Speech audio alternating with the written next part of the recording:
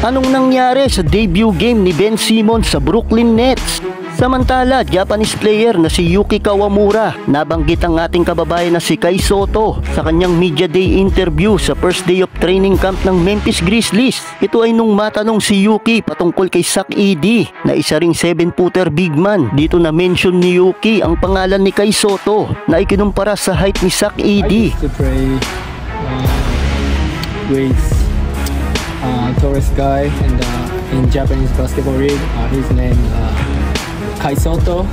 Yeah, he's maybe same height with same height to Zach Edey.